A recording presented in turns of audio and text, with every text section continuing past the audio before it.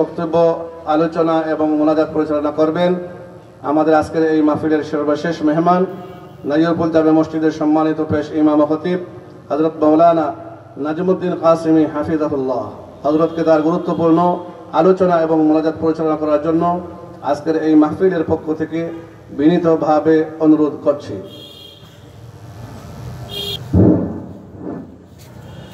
السلام عليكم ورحمة الله وبركاته.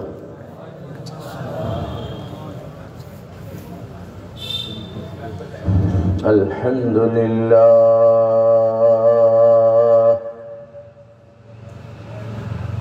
الحمد لله وكفى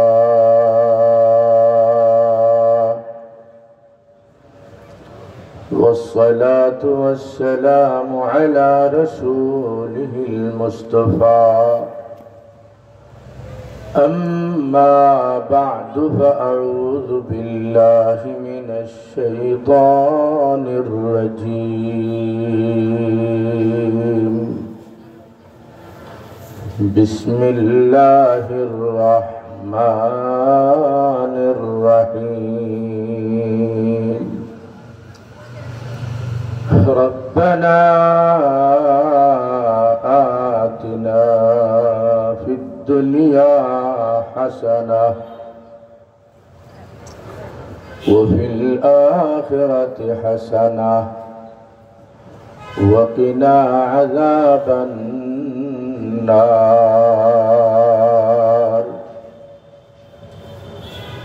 بارك الله لنا ولكم في القرآن العظيم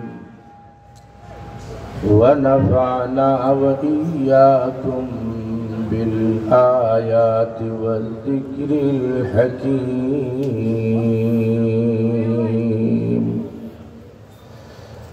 نهاية قابل احترام जनाब सदर मोहतरम विचक्षण परिचालक उपस्थित हजरात उलमाए कराम श्रद्धा मुरब्बियान যুবক ভাইরা পর্দার আড়ালে শ্রবণরত মা বোনেরা সহ সর্বস্তরের জনতা, মহলে আব্দুল্লাহ জামে মসজিদ কুমারপাড়া সিলেট এর উদ্যোগে আয়োজিত দ্বিতীয় বার্ষিক ওয়াজ মাহফিল, এই মুবারক মাহফিলে আল্লাহ রাব্বুল আলামিন শেষ পর্যায়ে আমাদেরকে বসার তৌফিক দান করেছেন। স্বীকৃত প্রসিদ্ধ ধর্ম বর্ণ নির্বিশেষে একটা কথা, যার শেষ ভালো তার সব ভালো। এখন আমরা এই অবস্থায় আছি, ধৈর্যের সাথে এই সামান্য সময় আমরা কাটানোর চেষ্টা করি। হতে পারে আমাদের জীবনের একটা পরিবর্তন, নূতন একটা জীবন, নিজের কাছে সুন্দর, আল্লাহর কাছেও সুন্দর, এমন জীবনও আমাদের নসিব হয়ে যেতে পারে। আল্লাহ যেন তা করেন আমাদের ক্ষেত্রে। আওয়াজ দিয়ে বলি আমিন। খুতবায় যে আয়াত পাঠ করেছি, দোয়ার মধ্যে আমরা সব সময় শুনি, দোয়াও করি এই আয়াতের দ্বারা। রব্বানা আতিনা ফিদ দুনিয়া হাসানাহ ওয়া ফিল আখিরাতি হাসানাহ ওয়া কিনা আযাবান নার। এখানে চাওয়া হয়েছে আল্লাহর কাছে হাসানা, সুন্দর, দুনিয়ারও সুন্দর, আখিরাতেরও সুন্দর। চাওয়া হয়েছে একটা হাসানা দুই জায়গায়, দুনিয়ারও আখিরাতেরও হাসানা সুন্দর।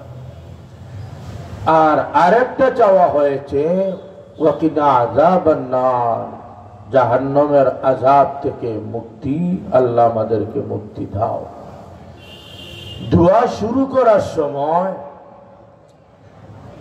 যে গুণবাচক নাম আল্লাহর উল্লেখ করে দোয়া করি, আল্লাহ যেভাবে দোয়া করার শিক্ষা দিয়েছেন এটা হলো আল্লাহর গুণবাচক নাম রব, এটা উল্লেখ করা। এক আয়াতে আল্লাহ বলেন দোয়ার ক্ষেত্রে ওয়াকালা রাব্বুকুম, তোমাদের রব বলেন উদউনি, আমার কাছে তোমরা দোয়া করো। রব বলেন তোমরা আমার কাছে দোয়া করো। আর এই জায়গায় আমরা রব বলে দোয়া করতেছি, আর না অর্থ হলো আমাদের রব্বানা, হে আমাদের রব। এই হে আমাদের রব বলে যে বললাম, উনি কে? রব কে? সাধারণত ধারণা আমাদের সবারই আছে, তবে একটু গভীরভাবে মনোযোগে শুনলে হয়তো কিছু নতুন কথাও এসে যেতে পারে। হে আমাদের রব, এটা এসেছে 2 নম্বর পারায়, এইভাবে আরো জায়গায় জায়গায় এসেছে।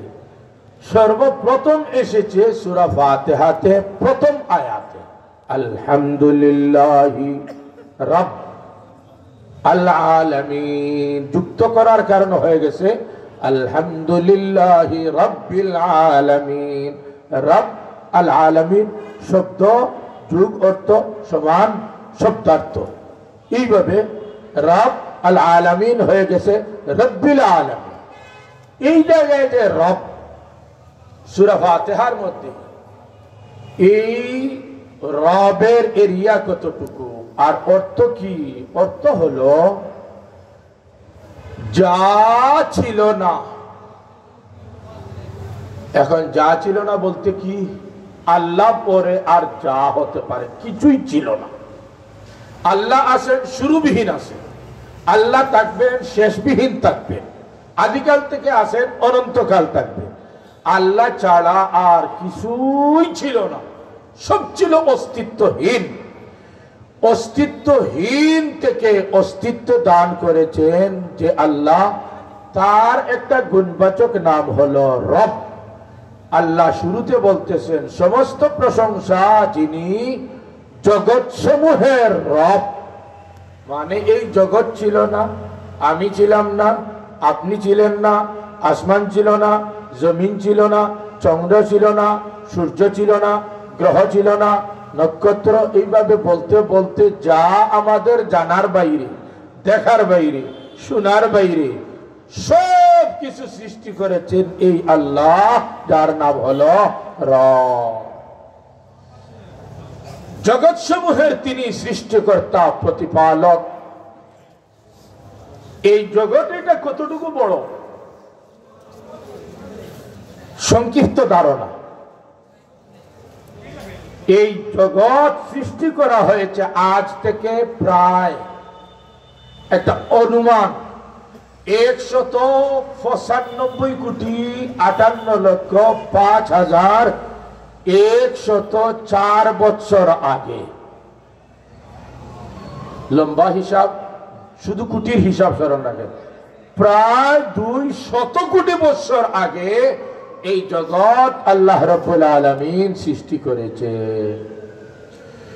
এই জগৎ এর ভিতরে কত কিছু, আর এটা কত বড়, এ সম্পর্কে একটা অনুমান হলো ভারতীয় দার্শনিকরা আগের এই হিসাব পেশ করেছে। আরেকটা কথার উপর সব একমত এবং আমাদের সবার জানাও এই কথা, বিদ্যুতের গতি হলো প্রতি সেকেন্ডে 1,86,000 মাইল।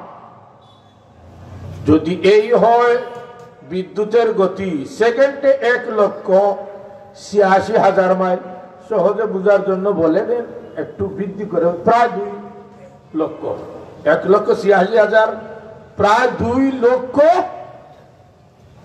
মাইল গতি হলো বিদ্যুতের প্রতি সেকেন্ডে।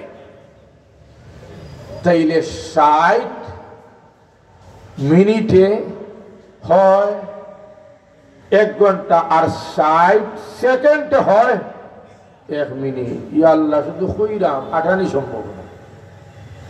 1 সেকেন্ডে যদি হয় এতটুকু অতিক্রম, তাইলে মিনিটে কতটুকু, আর মিনিটে এতটুকু হলে ঘন্টায় বাড়তে বাড়তে বলেন শেষে প্রায় 200 কোটি বৎসর এই গতিতে যদি বিদ্যুৎ চলে, তাহলে কতটুকু দূর থেকে কতটুকু দূর পর্যন্ত যেতে পারে। দুইটা কথা বললাম, কতদিন আগে আল্লাহ সৃষ্টি জগৎ সৃষ্টি করেছেন।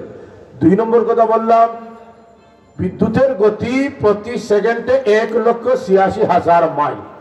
দুইটা কথাকে একত্রিত করে 3 নম্বর কথা, এই প্রায় 200 কোটি বৎসর থেকে প্রতি সেকেন্ডে 1,86,000 মাইল গতিতে নক্ষত্রের আলো আসতেছে পৃথিবীর দিকে, কিন্তু এখনো অনেক নক্ষত্র এমন রয়ে গেছে যেগুলোর আলো পৃথিবীতে পৌঁছতে পারে না। এখন অনুমান করেন এই নক্ষত্রগুলো পৃথিবী থেকে কতটুকু দূরে। এরপরে সব গ্রহ নক্ষত্র সংখ্যায় বালুকণার মতো, মাছের ডিমের মতো মহা আকাশে এত বেশি, সব প্রথম আসমানের নিচে। এখন প্রথম আসমানটা কতটুকু বড়, এত বড় হওয়ার পরে তার উপরের আসমানের তুলনায় একটা বলের মতো, উপরেরটা মাঠের মতো, এইভাবে তার উপরেরটা মাঠের মতো, নিচেরটা হয়ে যায় বলের মতো, এইভাবে 7 আসমান। এর উপরে হলো সিদরাতুল মুনতাহা, এর উপরে হলো জান্নাত। জান্নাত আমার একটা নিম্ন শ্রেণীর জান্নাতীর জান্নাত হবে দুনিয়া থেকে 10 গুণ বড়। এখন মানুষ কত কোটি কোটি জান্নাতি, একজনের জান্নাত এত বড়। আলম বলতে সারা সবকিছু সৃষ্টিকর্তা রব, এই সব কিছু সৃষ্টিকর্তা হলেন এই আল্লাহ রাব্বুল আলামিন।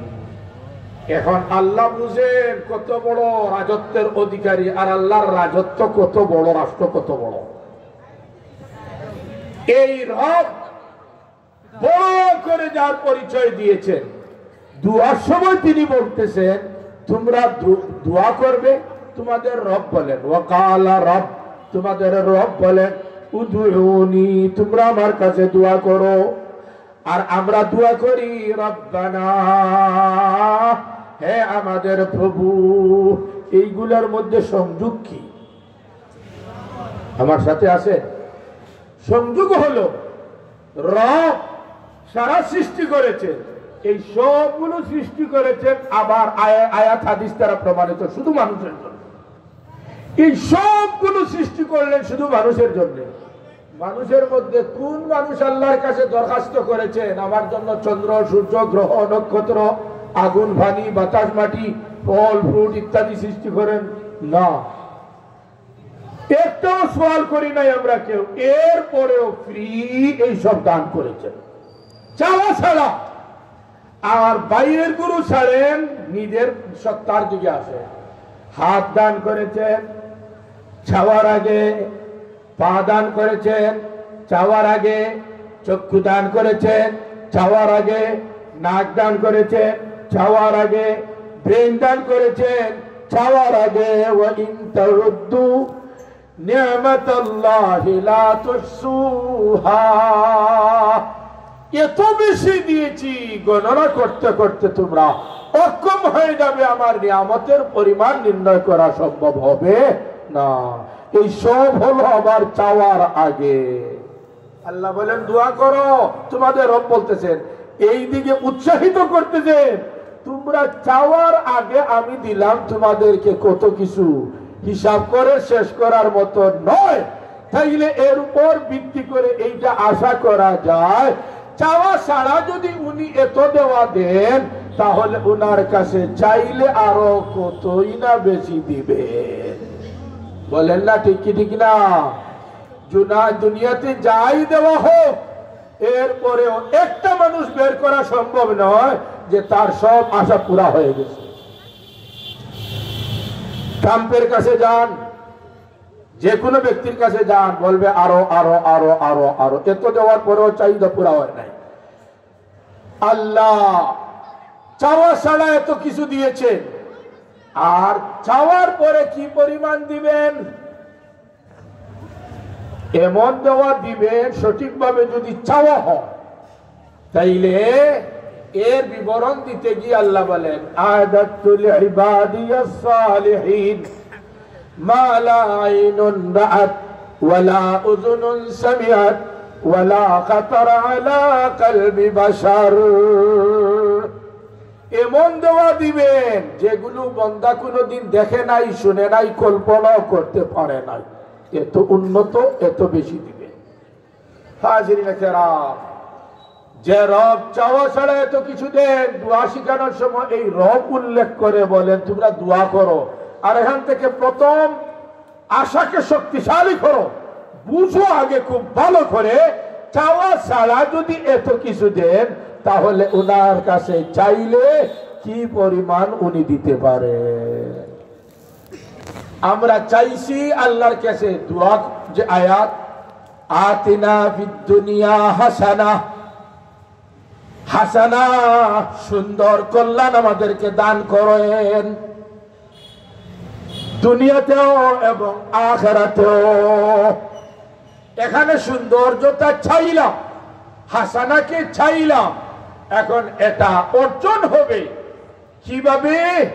আরেক জায়গায় এই হাসানাকে উল্লেখ করে আল্লাহ বলেন, হাসানা সুন্দর চাও, দুনিয়ার কল্যাণ চাও, আখিরাতের কল্যাণ চাও, তাহলে হাসানা পাওয়ার একটা ঠিকানা বা খাজানা আমি রেখেছি, ওই খাজানা থেকে তোমরা এটা আমদানি করো।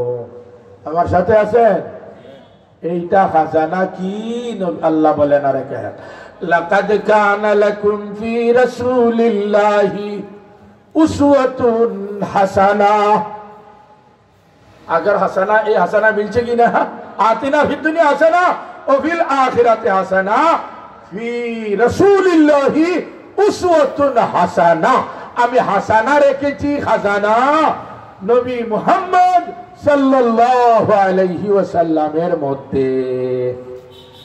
ওই হাসানা নবীর মধ্যে, তখন এটার নাম হয়েছে উসওয়া বা আদর্শ। ওইটা আরেক সময় আরেক নামে পরিচিত হয়েছে আমাদের কাছে ইসলাম। এই আদর্শটাই আরেক নাম হয়েছে কি? এই আদর্শটারই আরেক নাম হয়েছে ইসলাম। যদি কেউ হাসানা চায়, কল্যাণ চায়, দুনিয়াতে কল্যাণ চায়, আখিরাতে, তাহলে এটা আনতে হবে কোন জায়গা থেকে? নবীর কাছে আল্লাহ রেখেছেন হাসানা, সুন্দর আদর্শ। ওই সুন্দর আদর্শের আরেকটা নাম হলো ইসলাম। ইসলামের আলোকে যদি সে তার জীবন পরিচালনা করতে পারে, তাহলে আখিরাতের কল্পনার বাইরে যে কল্যাণ হাসানা, এটাও দুনিয়াতে তার অর্জন হয়ে যাবে। সুবহানাল্লাহ। প্রশ্ন আসতে পারে, দুনিয়াতে হাসানা অর্জন হয়ে যাবে, কল্যাণ অর্জন হয়ে যাবে, কোন জায়গায় হুজুর? নবীরও তো এটা হয় নাই। বাড়ি ছাড়তে হলো, দাঁত ভাঙতে হলো, পেটে পাথর বাঁধতে হলো, মাসের পর মাসে চুলায় আগুন নাই, আরো কত অসুবিধা, কত কষ্ট। তাইলে দুনিয়ায় নবীর হাসানা অর্জন হয় নাই, সব ধরনের সুযোগ সুবিধা, তাইলে আমাদের কিভাবে দুনিয়াতে হাসিল হয়ে যাবে? ভালো করে বুঝি। এক হলো আসল বস্তু, আর আরেকটা হলো আসল বস্তু পাওয়া না গেলেও আসল বস্তু পাওয়ার মূল ব্যবস্থা এমন ভাবে নিজের হাতে নিয়ন্ত্রণে আসা যে ওইটা হলে ওইটা পাওয়া হয়ে গেছে, এই কথা বলা যায়। শীতের সময় যদি সিগারেট না পান করা হয়, ঠান্ডা সহ্য করা সম্ভব হচ্ছে না। বন্ধু আগুন আছে যাতে? আছে আছে। বন্ধু বলতেছেন আগুন আছে যাতে? আছে আছে। দেন আগুন এখন বের করে দেওয়ার জন্য উনি হাত দিতেছে পকেটে। আগুন কি পকেটে রাখার বস্তু? বা দিতে না, আগুন পকেটে রাখার বস্তু না। আগুন তো পকেটে রাখা যায় না। দিলেন উনি মেসের খাটি, উনিও বলেন ঠিক আছে। উনি বলতেছেন এই নেন, আছে আগুন যাতে আছে, এই নেন, দিলেন মেসের কাঠি। উনিও মেস নিলেন হাতে, কোনো প্রতিবাদ নাই। বললাম দিবেন আগুন, আপনি দেন মেস। মাথা খারাপ হয়েছে বন্ধু, আমার লাগের শীত আর তোমার মাথা খারাপ শীতের কারণে। কইলাম আগুন দিতে দেও, তুমি মেস হইছে বন্ধু না। বন্ধু দিতেছেন মেস, বন্ধু বুঝতেছেন ঠিক আছে আগুন আছে। দর্শন দেওয়ার সাথে সাথে আগুন বের হয় কি হয় না? বলেন বের হয় কি হয় না? তাইলে ওনার পকেটে আগুন ছিল কি ছিল না? এই তো বলেছেন আছে, দিয়েছেন, সময় মতো বের হয়ে গেল। ঠিক তেমনি ভাবে দুনিয়ার জীবন যদি ইসলামের আলোকে পরিচালিত হয়ে যায়, মেসের কাঠির ভিতরে যেমন আগুন লুকায়িত আছে, আমার ইসলামী জীবনের ভিতরে জান্নাত এইভাবে লুকায়িত আছে। সময় মতো বের হবে। এখন কিন্তু মালিকানা আছে, ঈমান আছে, মালিকানা আছে, ইসলাম আছে। তাহলে প্রাথমিক পর্যায়ে জাহান্নামে আর যাওয়া নাই, সুজা জান্নাতে। হাজিরিনে কেরাম, এইভাবে এক প্রমাণ নয়, অসংখ্য প্রমাণ দলিল বুঝানোর জন্য আছে। দুনিয়াতে যদি একজন মানুষ ইসলামের আলোকে পরিচালনা করে, তাহলে রূপক করতে বলা যায় এই ব্যক্তি জান্নাতের ভিতরে আছে, এটা আরেকটা জান্নাত। আর যদি একটা মানুষ অনিসলামিক পদ্ধতিতে জীবন পরিচালনা করে, তাহলে বলা যায় রূপক করতে এই ব্যক্তি জাহান্নামের ভিতরে এখনই আছে। পার্থক্য শুধু কি? মরবে জান্নাত বের হবে, মরবে জাহান্নাম বের হবে। আমলের ভিতরেই জান্নাত, আমলের ভিতরেই জাহান্নাম লুকায়িত আছে, সময় মতো প্রকাশ পাবে। প্রকাশ পায় নাই তাই বলে এর ভিতরে কিছুই নাই, এটা নয়। চেকের ভিতরে টাকা নাই না আছে, বলেন না, চেকের ভিতরে টাকা নাই না আছে, কাঠের ভিতরে টাকা নাই না আছে, আর চেকের ভিতরে টাকা আছে। টাকার ভিতরে রুশ, পোলাও, বিরিয়ানি, রড, সিমেন্ট, ইট, পাথর, বালু, জামা কাপড়, ভাত। বলেন না, দুনিয়ার সব কিছু বাঘের চোখ সহ, বাঘের দুধ সহ টাকার ভিতরে নাই না আছে। কোনি যাবে রূপক করতে? এটার দ্বারা এগুলো পাওয়া যায়, ঈমান আমলের মাধ্যমে জান্নাত পাওয়া যায়। অতএব আমার ঈমানের ভিতরে, আমার ইসলামের ভিতরে এখনই জান্নাত লুকায়িত আছে, সময় মতো প্রকাশ পাবে। বলেন না ঠিক কি ঠিক না? আল্লাহ বলেন দোয়া করো আমার কাছে, রব্বানা আতিনা ফিদ দুনিয়া হাসানা ওয়া ফিল আখিরাতি হাসানা। হাসানা দান করো, সুন্দর দান করো, কল্যাণ দান করো। আমার বান্দা এটা যদি পেতে চাও, আমি রেখেছি ফি রাসূলিল্লাহি উসওয়াতুন হাসানা। হাসানা রেখেছি আদর্শের নামে, আমার নবীর মধ্যে এটারই আরেক রূপ, আরেক নাম হয় ইসলাম। এই ইসলামের আলোকে, নবীজির সুন্নতের আলোকে, নবীজির অনুসরণের মাধ্যমে তোমার দুনিয়ার জীবন যদি পরিচালিত হয়, তাহলে তোমার হাসানা অর্জন হয়ে গেছে। তোমার পকেটেই, তোমার মধ্যে আছে, মৃত্যু ঘটবে আর সাথে সাথে তুমি তা দেখতে পাবে।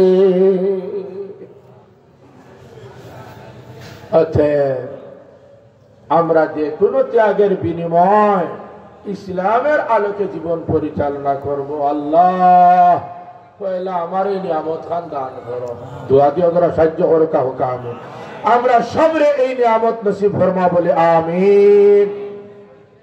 ইচ্ছা তো আছে হুজুর, কিন্তু সম্ভব হয় না।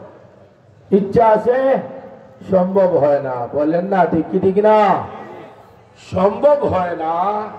সম্ভব হওয়ার জন্য, যেমন দুনিয়ার বিষয় প্রাথমিক পর্যায়ে কাঙ্ক্ষিত বস্তু পাওয়ার জন্য কিছুটা ত্যাগ স্বীকার করতে হয়, পরিশ্রম করতে হয়, আর শেষে ফল হিসাবে কাঙ্ক্ষিত বস্তু পরে হাতে অটো এসে যায়। ডাক্তার হবেন, আর শেষে চেম্বারে বসবো, কোনো টেনশন নাই, মাল নিয়ে ব্যবসা করা, লাভ হবে না লস হবে, লাভ হবে না লস হবে, ভয় ডর। ডাক্তার হয়ে গেলাম, চেম্বারে বসলাম, ডেইলি রুগী দেখা 50 জন, 1000। তাইলে আসরের পর থেকে প্রায় এসার আগে আগে অপারেশন ছাড়া, আরো সরকারি ডিউটি ছাড়া, ক্লিনিকের আরো ডিউটি ছাড়া, শুধু চেম্বারে বসে বসে 50,000। বলেন না ঠিক কি ঠিক না? এর আগে অনিদ্রা, আরো কত কিছু ছাত্র সমানায়, অনেক কষ্ট, এরপরে এটা এসেছে। ঠিক কি ঠিক না? সব লাইনে এইভাবে পরকালের সুযোগ সুবিধা লাভ করার জন্য, ইসলামের আলোকে নিজের জীবন গড়া, এটার জন্য প্রাথমিক পর্যায়ে কিছুটা কষ্ট করা একটা মেয়াদ। তাইলে শেষে অবস্থা হয় এমন যে ইসলামের আলোকে যেমন ইচ্ছা তেমন চলো এখন সম্ভব হয়, আর এখন অবস্থা হলো ইচ্ছা আছে কিন্তু ইসলামের আলোকে চলা সম্ভব হয় না। কষ্ট কিছুটা করে নিলে প্রাথমিক পর্যায়ে, শেষে এটা হয়ে যায় সহজে। বুঝানোর জন্য আগের সিগারেটে আবার আসে, বুঝানোর জন্য খারাপ উদাহরণ এটা। ইউসুফ জুলাইখা আর লাইলা মজনু, দুইজনের কিচ্ছা, প্রেমের কিচ্ছা, বুঝানোর জন্য এগুলো বললে অসুবিধা নয়, শিক্ষা নেওয়া। সিগারেট পান করবেন, পরিবেশ হলো খারাপ, শুধু সিগারেট পানকারী বন্ধু। এই সময় যদি একজন সিগারেট পানকারী না হয়, পরিবেশের শিকার, পরিবেশের শিকার। সব সিগারেট পান করে, ধূমপানের অভ্যাস, সব বন্ধু, ওনার অভ্যাস নাই, পরিবেশের শিকার, চাপে পড়ে গেছেন। দেখা যায় উনিও আস্তে আস্তে সিগারেট টানা শুরু করেছেন। বলেন না ঠিক কিনা? অভ্যাস নাই, এই মাত্র শুরু হয়েছে। দেখা যায় টান দিলেই মাথা ঘুরায়, টান দিলেই মাথা ঘুরায়। আরাম না কষ্ট? কষ্ট দিলেই সিগারেটে টান, মাথা ঘুরায়, কষ্ট হয়। কিন্তু পরিবেশ না টান দিলে হয় না, কষ্ট হচ্ছে, পরেও টান দিতে আছেন। টানতে টানতে কিছুদিনের পরে ভিতরেই অবস্থার পরিবর্তন দেখা যায়। এখন সিগারেটে টান দিলে আর এখন মাথায় ঘুরায় না। আল্লাহ মেয়র সাহেব কিলা দেখলে ভালোবাসা মহব্বত হবে। আল্লাহ আমাদের গরিব দেশের হেফাজত ফরমা, বলি আমিন। অন্তরের অন্তঃস্থল থেকে বলি আমিন। আল্লাহ আমাদের দেশকে হেফাজত করো সকল ধরনের ষড়যন্ত্র থেকে। পরাধীন দেশ হয়, স্বাধীনতা নষ্ট হয়ে যায়, কি করতে পারে? মায়ানমারকে জিজ্ঞাসা করে, নাগরিকদেরকে, সিরিয়ার মুসলমানদেরকে জিজ্ঞাসা করে, গাজার মুসলমানদেরকে জিজ্ঞাসা করেন, স্বাধীনতা যদি হাতছাড়া হয়ে যায়, পরাধীন জাতি হয়ে যায়, এদের কি হতে পারে? আল্লাহ এমন প্রতিকূলতার সম্মুখীন এই দেশের মানুষকে, এই দেশকে করো না, যেটা বলি আমিন। আল্লাহ বিরক্ত হইলেন, দেশের মুরব্বী হলের মাঝে একজন পাওয়ার কারণে ব্যাধিকে লাগবে হঠাৎ। আল্লাহ তানোর বেগম সাহেবারে কামিল সুস্থতা দিয়া, দুইজনের শান্তি রাখিয়া দেশের বড় খেদমত হইতে সুযোগ গান হরিয়া দেখা। বলতেছিলাম